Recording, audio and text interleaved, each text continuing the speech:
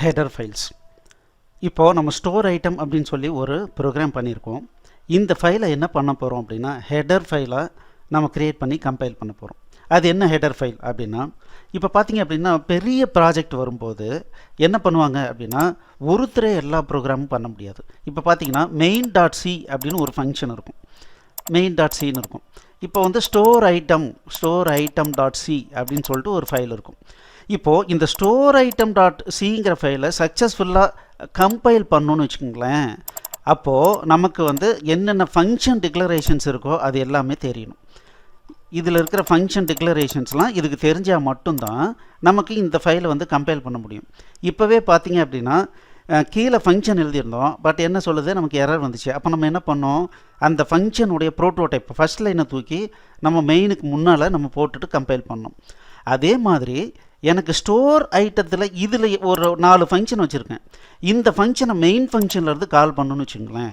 அப்போது எனக்கு இந்த ஸ்டோர் ஐட்டம் டாட் சியில் என்னென்ன ஃபங்க்ஷன் நான் வச்சுருக்கணும், டிக்ளரேஷன் வச்சுருக்கணும், அது எல்லாத்தையும் நான் இங்கேயும் என்ன பண்ணணும்னா அந்த ப்ரோட்டோடைப்பை காப்பி பண்ணி ரைட் பண்ணணும். அப்போ தான் இது வந்து சக்ஸஸ்ஃபுல்லாக கம்பைல் ஆகும். அப்போது இது ரெண்டுக்கும் காமனாக நம்ம என்ன பண்ணலான்னா இந்த டிக்ளரேஷன்ஸை எல்லாத்தையும் ஹெடர் ஃபைலில் மூவ் பண்ணலாம். அதுதான் ஹெடர் ஃபைல் கான்செப்ட். சரி, இப்போ நான் என்ன பண்ண போகிறேன்னா, இப்போ பாருங்கள், நம்ம ஏற்கனவே க்ரியேட் பண்ண ஃபைல் இப்போ ஸ்டோர் ஐட்டம் டாட் சி இருக்குது, அதை ஸ்டேஜ் 2ன்னு வச்சுருக்கேன். இப்போ நான் என்ன பண்ண போகிறேன்னா இந்த ஸ்டோர் ஐட்டம் டாட் சி ஃபைலை இப்போ நான் ஸ்டோர் ஐட்டம் டாட் ஸ்டேஜ் 3ன்னு மாற்றிக்கிறேன்.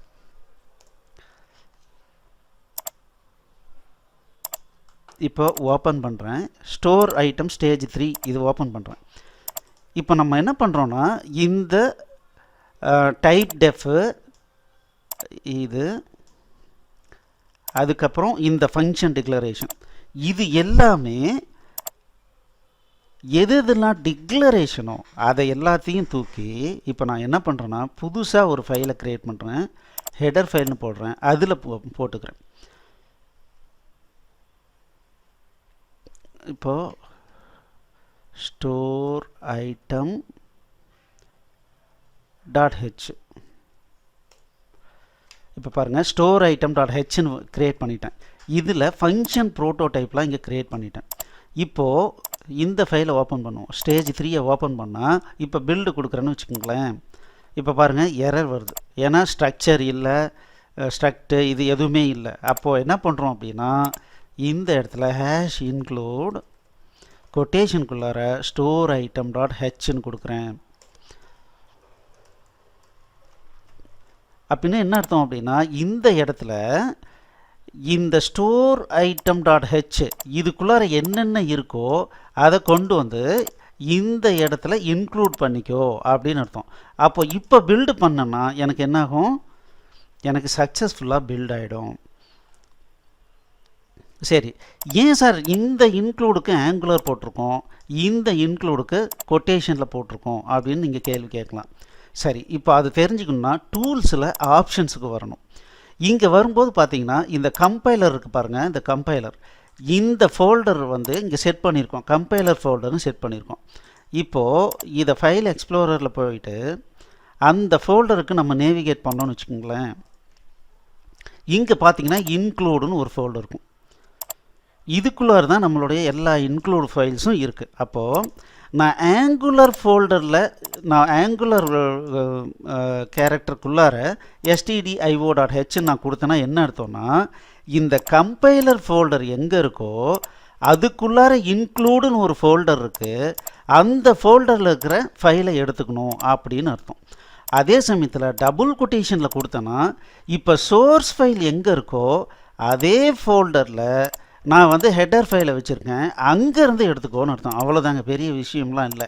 அப்போது நார்மலாக ஒரு ப்ராஜெக்ட்டுக்கு தேவையான ஹெடர் ஃபைல்லாம் சோர்ஸ் ஃபைல் எல்லாமே ஒரே ஃபோல்டரில் தான் வைப்போம்.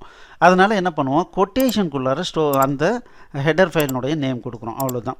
இப்போ நம்ம என்ன பண்ணியிருக்கோம், ஏற்கனவே இருந்த ப்ரோக்ராம் தான், பட் என்ன பண்ணிட்டோன்னா எதெல்லாம் டிக்ளரேஷன், டைப் டிக்ளரேஷன் இல்லை ஃபங்க்ஷன் டிக்ளரேஷன் இருக்கோ அதை மட்டும் காப்பி பண்ணி இந்த ஹெடர் ஃபைலில் போட்டுட்டோம்.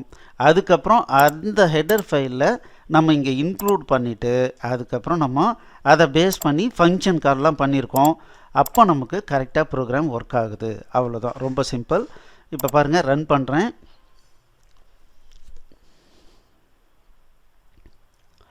இப்போ லிஸ்ட் ஐட்டம் கொடுக்குறேன், பாருங்கள் எல்லாமே வந்துருச்சு. இப்போ ஆட் ஐட்டம் கொடுக்குறேன். இப்போ வந்து 4வது ஐட்டம் GO5.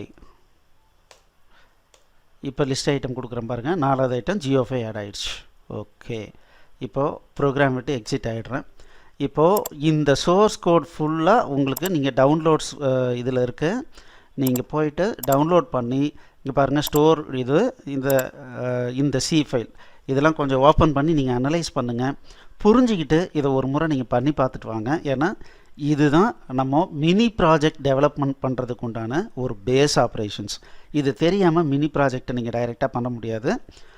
வாங்க, அடுத்த கிளாஸில் இருந்து மினி ப்ராஜெக்டை நம்ம எக்ஸ்ப்ளோர் பண்ணலாம். தேங்க்யூ.